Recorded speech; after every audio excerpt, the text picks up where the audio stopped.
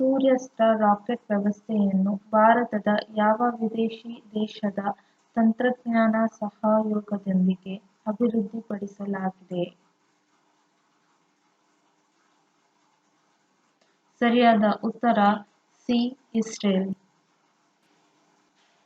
ಇತ್ತೀಚೆಗೆ ಕೇಂದ್ರ ಸರ್ಕಾರವು ಸೈಂಟಿಫಿಕ್ ಮತ್ತು ಇಂಡಸ್ಟ್ರಿಯಲ್ ರಿಸರ್ಚ್ ಇಲಾಖೆಯ ಎಷ್ಟನೇ ಸಂಸ್ಥಾಪನಾ ದಿನದಂದು ಐಆರ್ಡಿಪಿಪಿ ನಿಯಮಗಳಲ್ಲಿ ಬದಲಾವಣೆಗಳನ್ನು ಘೋಷಿಸಿತು?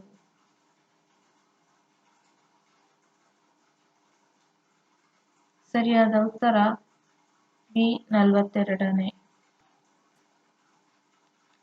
ಐಆರ್ಡಿಪಿಪಿ ಕಾರ್ಯಕ್ರಮವು ಕೇಂದ್ರದ ಸರ್ಕಾರದ ಯಾವ ಸಚಿವಾಲಯದ ಅಡಿಯಲ್ಲಿ ಬರುತ್ತದೆ?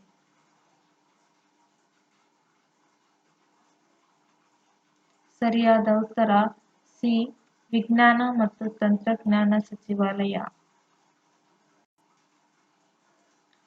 2025-26ರ ಬಜೆಟ್ನಲ್ಲಿ ಸಂಶೋಧನೆ, ಅಭಿವೃದ್ಧಿ ಮತ್ತು ನಾವೀನ್ಯತೆ ನಿಧಿಗಾಗಿ ಎಷ್ಟು ಮೊತ್ತವನ್ನು ಘೋಷಿಸಲಾಗಿದೆ?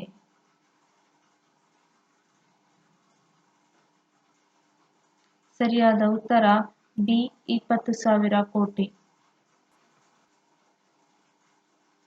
ಇತ್ತೀಚೆಗೆ ಸುದ್ದಿಯಲ್ಲಿದ್ದ ಪೋಪೋಕಾಟೆಪೆಟ್ ಜ್ವಾಲಾಮುಖಿಯು ಯಾವ ದೇಶದಲ್ಲಿದೆ?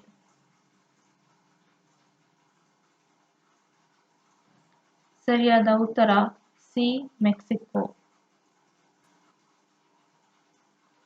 ಪೋಪೋಕಾಟೆಪೆಟ್ ಜ್ವಾಲಾಮುಖಿಯ ಯಾವ ಜ್ವಾಲಾಮುಖಿ ಪಟ್ಟಿಯ ಭಾಗವಾಗಿದೆ?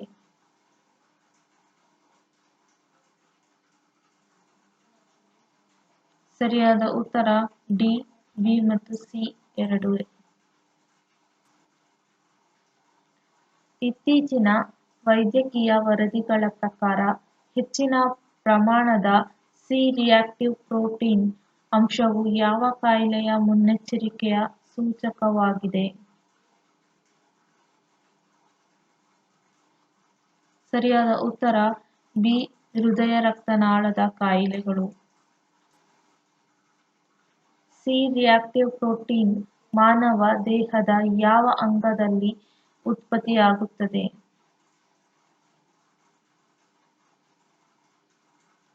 ಸರಿಯಾದ ಉತ್ತರ ಸಿ. ಯಕೃತ್ತು.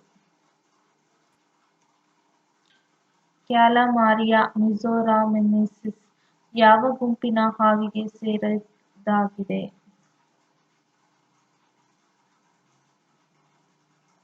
ಸರಿಯಾದ ಉತ್ತರ ಬಿ. Read snake. ಇತ್ತೀಚೆಗೆ ಸುದ್ದಿಯಲ್ಲಿದ್ದ ಜ್ಞಾನಗಂಗಾ ವನ್ಯಜೀವಿ ಅಭಯಾರಣ್ಯ ಭಾರತದ ಯಾವ ರಾಜ್ಯದಲ್ಲಿದೆ?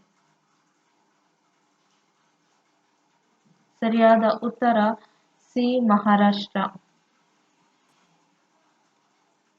ಜ್ಞಾನಗಂಗಾ ವನ್ಯಜೀವಿ ಅಭಯಾರಣ್ಯ ಮಹಾರಾಷ್ಟ್ರದ ಯಾವ ಜಿಲ್ಲೆಯಲ್ಲಿದೆ? ಸರಿಯಾದ ಉತ್ತರ ಬುಲ್ದಾನ. ಜ್ಞಾನಗಂಗಾ ಅಭಯಾರಣ್ಯದ ಮೂಲಕ ಹರಿಯುವ ಪ್ರಮುಖ ನದಿ ಯಾವುದು?